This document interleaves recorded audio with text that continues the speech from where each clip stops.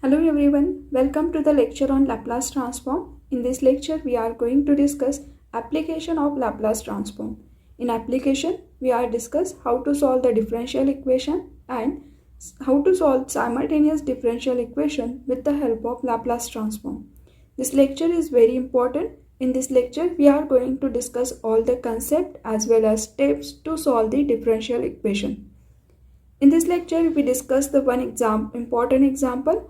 We discuss firstly the concept and then we solve the example, but all the examples are not possible to cover in single lecture. So I will discuss some example in this lecture and remaining in next lecture. To get the notification of my next video, you have to subscribe my channel and click on bell icon. It's free and you will get the notification of my next video. So let's start with our today's lecture, application of Laplace transformation.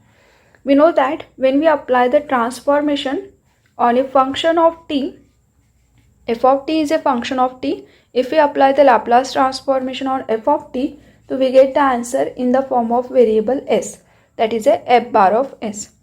Now if we apply the Laplace inverse on function of s, so here Laplace inverse of f bar of s, we always apply the Laplace inverse on function of s. So when we apply the Laplace inverse on f of f bar of s, so we get f of t. If Laplace transformation of f of t is f bar of s, then its inverse is f of t. Using this concept, if we apply the Laplace inverse and the Laplace transformation on this function f of t, so check here, Laplace transformation of f of t is nothing but f bar of s, because we know that Laplace of f of t is f bar of s, and if we apply the Laplace inverse on f bar of s, then we get the f of t. इसका मतलब क्या हो गया, किसी function पे Laplace transformation apply करो, उसके बाद में उसके ऊपर इन्वर्स अप्लाई करो, तो हमारा ओरिजिनल प्रॉब्लम चेंज नहीं होता है. क्योंकि समटाइम्स हमें मैथ्स में सॉल्व करने के लिए ऐसे कुछ टर्म्स रहते हैं कि जिसमें ओरिजिनल प्रॉब्लम चेंज ना हो बट हमारा प्रॉब्लम सिंपल हो जाए. तो इसके लिए हम क्या करते हैं, क्वेश्चन को सिंपल बनाने के लिए टी के फॉर्म में जो हमारा क्वेश्चन है उसको वेरिएबल एस में कन्वर्ट करते हैं. मतलब टी सिस्टम से एस सिस्टम में हम ट्रांसफ़र कर रहे हैं with the help of Laplace transformation. So इससे क्वेश्चन हो जाएगा ईजी, और क्वेश्चन ईजी होने के बाद में हम उसको सॉल्व करेंगे और अगेन हम Laplace इन्वर्स अप्लाई कर देंगे so that we get our original answer. It is just like as a derivative and anti derivative. किसी फंक्शन का आप डिफ्रेंशिएट करते हो विथ रिस्पेक्ट टू एक्स और इसी को अगर आप इंटीग्रेट करते हो तो we get our original function. Similar way this one. ये हो गया first concept. Now the second is we know the property of Laplace transformation, that is a derivative property. Especially in application we use the derivative property because we are solve the Laplace differential equation with the help of Laplace transformation. So we require the derivative property. So by derivative property, Laplace transformation of f dash of t is equals to, here function first derivative content, so it is equals to s f bar of s minus f of 0. If we take f double dash of t, then it is a s square f bar of s minus s f of 0 minus f dash of 0. If you observe this term, so here function contain first derivative, so we start from s and decreasing power of s, if we write then it is a s raised to the power n. After that s raised to the power 0, that means 1, and here f bar of s minus f of 0. Here it contains second derivative of function, so we start from s square, then next will be s and then s raised to the power 0. Here f bar of s, f of 0, f dash of 0. So f dash of 0 का derivative increase होते हुए जाएगा.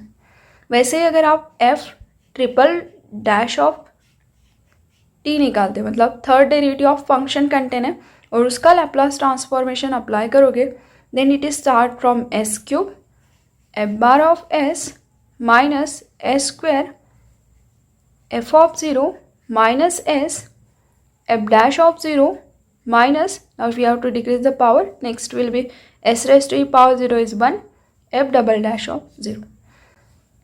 In this way, we apply the derivative property. Now, but the question is given in the maybe in the form of variable y, because हमारा जो differential equation रहता है तो most of the time अपने question study किए होंगे तो उसमें ऐसे रहता है dy by dt plus y equals to some function of t, suppose it is a t, और इसे हमें सॉल्व करना है. सो मतलब क्या हो रहा है कि इंस्टेड ऑफ f यहाँ पे y के फॉर्म में टर्म हो सकता है, तो मुझे डेरिवेटिव ऑफ अगर y नोन है और उसका लैप्लास निकालना है तो वो कैसे निकालोगे. तो देखो y भी क्या है, एक फंक्शन है, और एक f भी क्या है, फंक्शन है. सिंपली y लिखना और सिंपली f लिखना, actually it is nothing but function of t. सो अगर क्वेश्चन वेरिएबल y में या फिर u में तो कोई प्रॉब्लम नहीं है, जस्ट f के जगह पे वो वेरिएबल ले लेना. जैसे सपोज आपको y डैश निकालना है तो यहाँ पे क्या होगा, सिंगल डैश है तो s, और नेक्स्ट आएगा y bar of s minus y of 0. If we take Laplace transformation of y double dash, so it is a start from s square y double dash of s minus s y of 0 minus y dash of 0. In this way we apply the Laplace transformation on derivative term. So ये दोनों भी concept important है क्योंकि हमें question solve करने में कुछ करना नहीं है, बस इसी कंसेप्ट का यूज़ करना है. अगर ये कंसेप्ट क्लियर है तो we can solve the question easily. Now we discuss example. Example is solve differential equation given y equals to 2, y dash equals to minus 4 at t equals to 0. At t equals to 0, that means this is nothing but y of 0 equals to 2 and y dash of 0 equals to minus 4. This is our given condition and we have to solve this differential equation. Now what is solve the differential equation? What is the meaning of solving differential equation? First we understand that concept.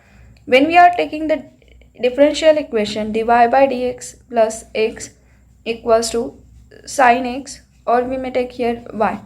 So solving this differential equation, that means we have to find the value of y, because here this equation contain derivative of y.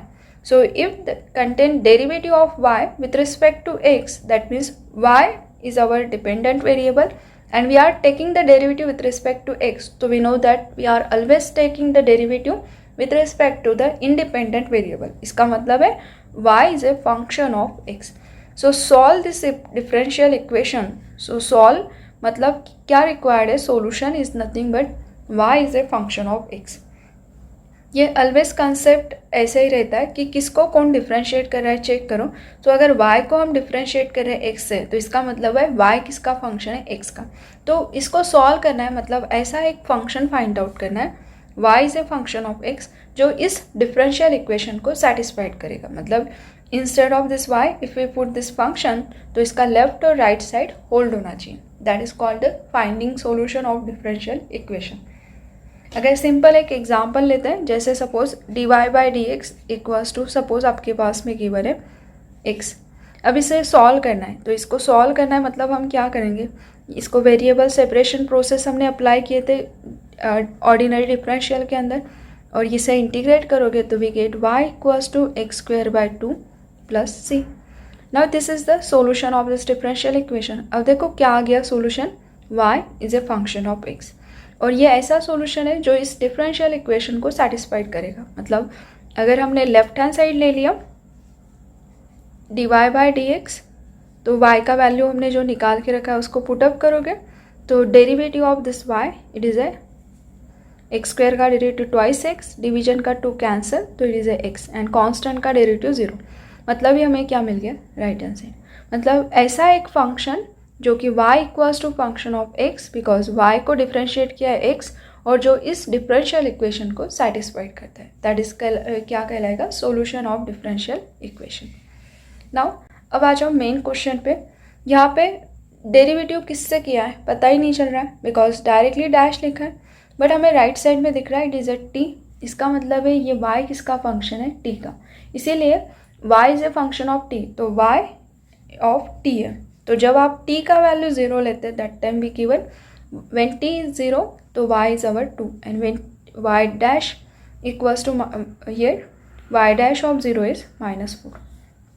That means it is clear that y is a function of t। तो इसको solve करना है, इसका solution निकालना है।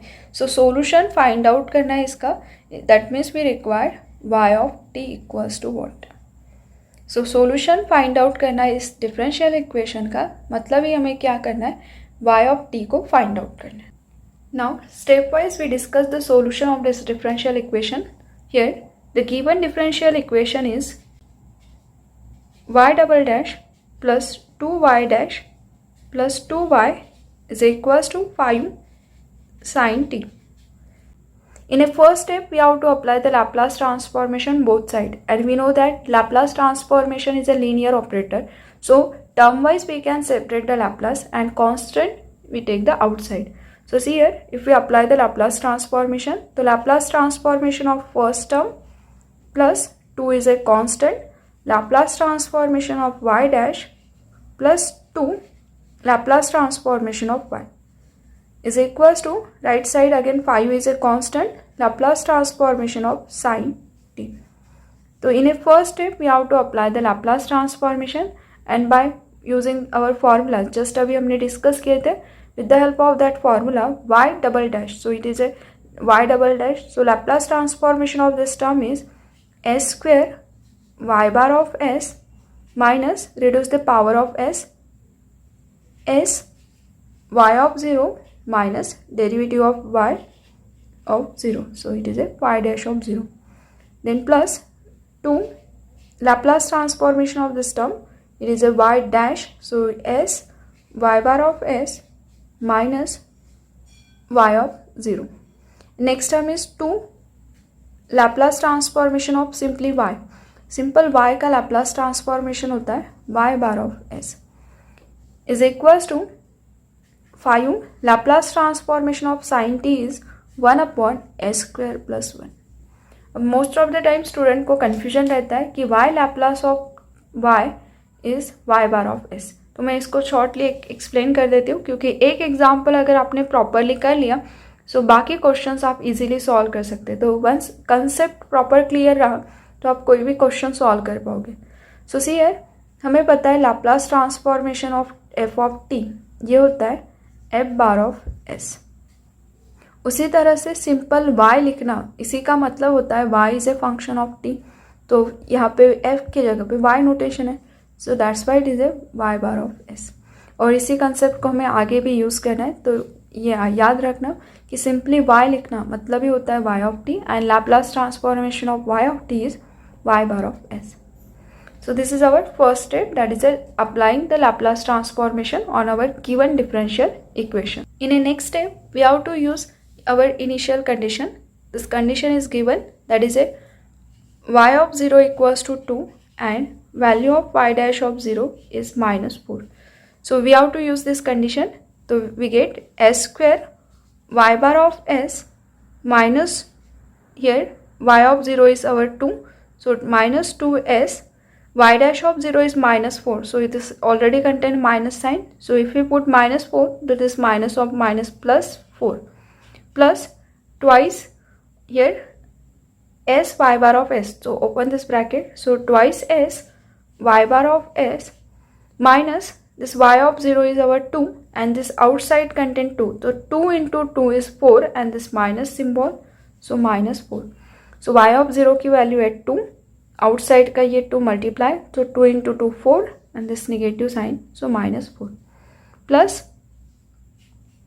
2 times y bar of s equals to 5 by s square plus 1. Now in a next step we simply how to write this equation y bar of s equals to, तो ये सबसे important step है। ये equation में initial values, boundary value जो भी आपके पास में गिवन है उससे यूज़ करने के बाद में after that we have to write this equation y bar of s equals to, मतलब जस्ट हमें सिंप्लीफाई करना है, बट यही स्टेप सबसे इंपॉर्टेंट रहेगा इस सॉल्विंग द डिफरेंशियल इक्वेशन के अंदर. So see here how to solve this, how to write y bar of s equals to, यहाँ पे y बार ऑफ s है, देन इस टर्म में भी है और यहाँ पे, सो इन तीनों टर्म में अगर y बार ऑफ s है तो हम उसमें से y बार ऑफ s अगर कॉमन निकालते हैं तो पहली टर्म में y बार ऑफ s, तो यहाँ पे s square, we are taking y bar of s common, so remaining is s square then इस टर्म में रहेगा प्लस ट्वाइस एस, देन इस टर्म में है plus 2. So y bar of s of this term, तो यहाँ पे जहाँ जहाँ वाई बार ऑफ एस है उसमें से y bar of s common निकाल के दिस में. अब रिमेनिंग क्या क्या है, तो बाकी पूरा टर्म राइट साइड में शिफ्ट करना है. जो भी रिमेनिंग है that we have to shift into right hand side. So already right hand side content 5 divided by s square plus 1. Now in the right left hand side it is a minus 2s, so shift into right hand side, then it is a plus 2s. Plus 4 minus 4 is 0, so we get this term. So therefore y bar of s is equals to divide by this term because we require the y bar of s. So step 3 में just आपको y bar of s equals to क्या होगा वो लिखना है. So here 5 divided by s square plus 1 into we are dividing this term, तो हर एक टर्म के डिवीजन में आ जाएगा, तो यहाँ से कैंसिल आउट होके it is s square plus 2s plus 2 plus twice s divided by s square plus 2s plus 2. Now in a next step we have to factorise this term if possible, और real factor आने चाहिए. मतलब इसके आगे हमें क्या करना है, हमें रिक्वायरमेंट किसका है, सॉल्यूशन फाइंड आउट करना है. मतलब y ऑफ t का रिक्वायरमेंट है, और y ऑफ t आएगा कहाँ से. सो हमें ये भी पता है कि Laplace transformation of y of t is y bar of s. So इसका लैप्लास इन्वर्स क्या होगा, Laplace inverse of y bar of s is nothing but y of t. और यही तो हमें रिक्वायर्ड है कि find the y of t equals to. अब इसके लिए क्या करना होगा, हमारे पास में y बार ऑफ s तो आ गया. Now we have to apply the Laplace inverse. So पहले हमने लैप्लास ट्रांसफॉर्म अप्लाई किया और इस क्वेश्चन को सिंपल कर दिया. Now we have to apply the Laplace inverse so that we get the y of t. But Laplace inverse निकालने के लिए इसका लैप्लास इन्वर्स हमें पता होना चाहिए, और इसके लिए हमें क्या करना होगा, ये कंडीशन हमने ऑलरेडी सॉल्व किया हुआ है.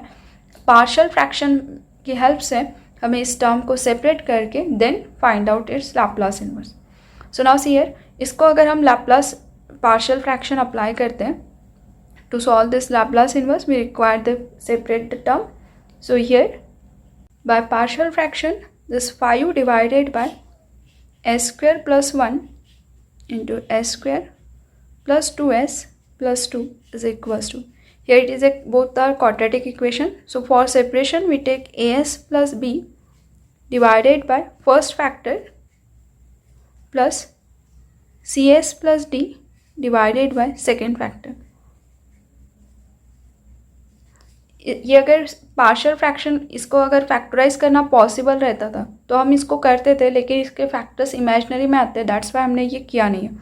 और ये सारा कंसेप्ट हमने लास्ट लेक्चर में डिस्कस किया है, उसका लिंक भी डिस्क्रिप्शन बॉक्स में गिवन है कि पार्शियल फ्रैक्शन के कौन से टाइप्स होते हैं और उसे किस तरह से अप्लाई करके सॉल्व किया जाता है.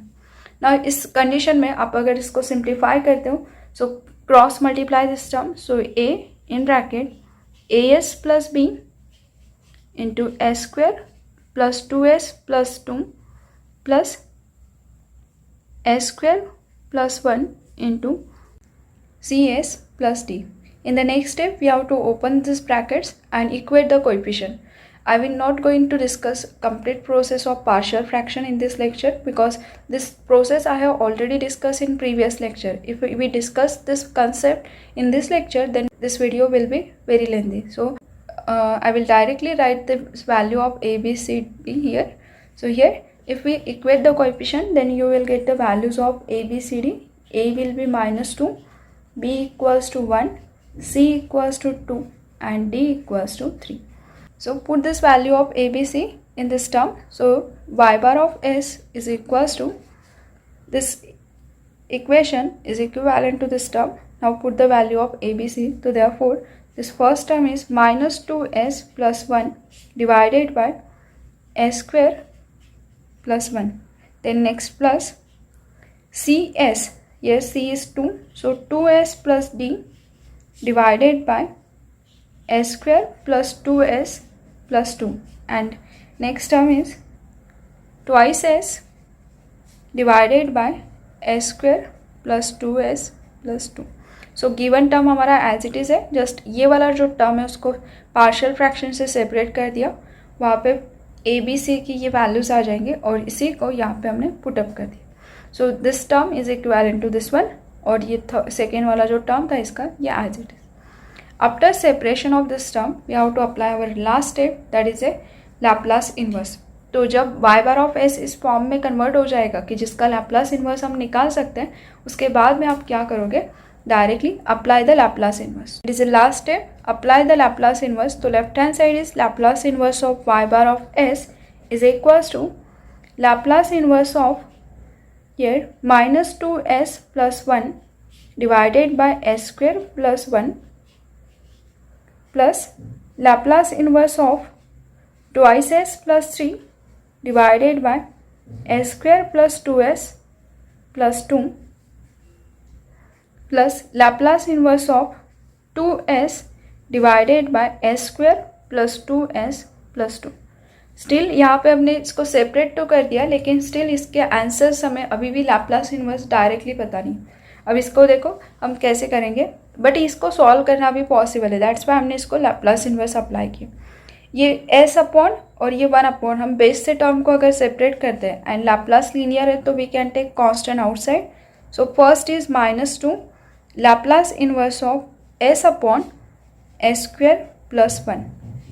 सो इसका लैप्लास इनवर्स पता है. Now here plus Laplace inverse of 1 upon s square plus 1. तो फर्स्ट स्टेप में बेस से टर्म सेपरेट करना पॉसिबल था तो वो अप्लाई कर दिया. नाउ द सेकेंड, यहाँ पे भी बेस से टर्म सेपरेट कर सकते हैं. सो 2 outside Laplace inverse of s upon s square plus 2s plus 2. Next term is 3 constant Laplace inverse of 1 upon s square plus 2s plus 2. And here constant 2 outside Laplace inverse of s upon s square plus 2s plus 2. If we observe this term, then here both terms are similar, so we can add this term so we get the 4 times. Now here in the next step, left hand side of Laplace inverse of y bar of s is nothing but y of t. Laplace inverse of y bar of s is y of t. Here it is a -2. Laplace inverse of this term s upon s square plus 1 is a cos t. 1 upon s square plus 1 is a sin t. Plus this, both the terms are similar, so we can write 4 times Laplace inverse of s upon. Now see here इसका भी Laplace inverse directly possible नहीं है, but इसको अगर perfect square के form में लिखते हैं तो ये जो 2 है इसे अगर ब्रेक कर देंगे, जैसे ये जो टर्म है s square plus 2s plus 2 के जगह पे we can write 1 plus 1 and it is a perfect square formula. So now here instead of this term it is a s plus 1 bracket square plus 1. ये perfect square formula है s plus 1. So this one plus 3 times Laplace inverse of 1 upon s plus 1 bracket square plus 1. Now what about its Laplace inverse? अब देखो यहाँ पे s का किससे replacement हो गया है, s plus 1. यहाँ पे भी s plus 1 चाहिए. So again add the plus 1 minus 1. यहाँ पे s plus 1 का रिक्वायरमेंट क्यों था, जब हम फॉर्मूला यूज़ करेंगे तब ये क्लियर होगा why we are taking plus 1 minus 1. So in a next step, y of t is equals to -2 cos t plus sin t plus 4. यहाँ से बेस से term separate. So Laplace inverse of s plus 1 divided by s plus 1 bracket square plus 1.